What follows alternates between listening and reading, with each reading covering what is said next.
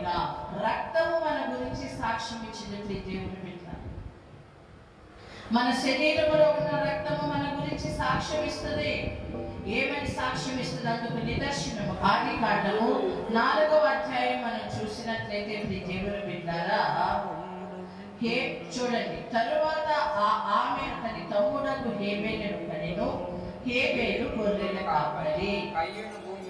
కయ్యూను భూమిని సేద్యపరచువాడు. కొంతకాలమైన తరువాత కయ్యూను పొలము పంటలో కొంత యెహోవాకు అర్పణగా తెచ్చెను. హేబేలు కూడా తన మందలో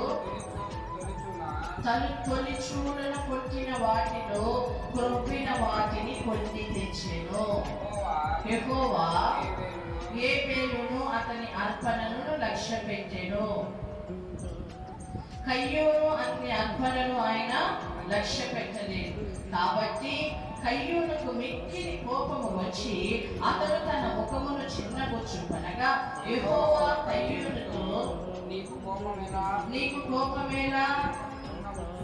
ముఖము చిన్నబుచ్చుకొని ఉన్నావు. నీవు సత్క్రియ చేసిన ఎడల తల ఎత్తుకొనవా? సత్క్రియ చేయని ఎడల వాకిట పాపము పొంచి ఉండును. నీ ఎడల దానికి వాంఛ కలుగును. నీవు దానిని ఏడుదువనెను. కయ్యూను తన తమ్ముడైన హేబేలుతో మాట్లాడాడెను. వారు పొలములో ఉన్నప్పుడు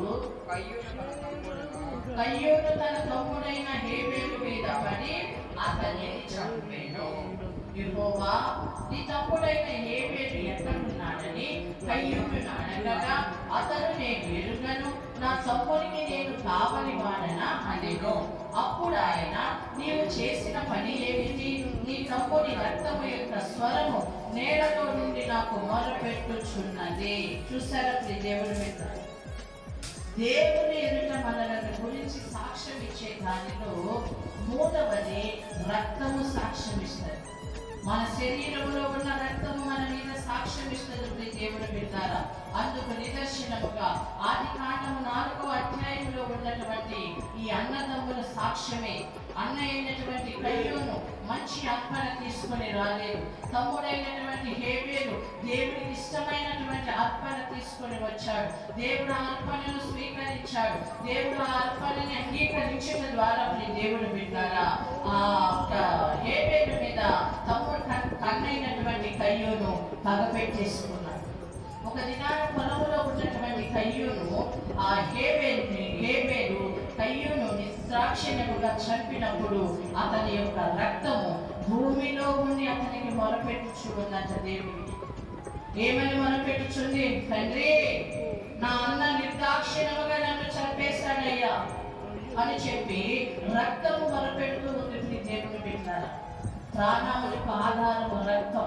అందుకే ధర్మశాస్త్ర గ్రంథములో మోషే ప్రవక్త ద్వారా దేవుడు తెలియచేశాడు. ఏమని తెలియచేశాడంటే, రక్తము తినకూడదు.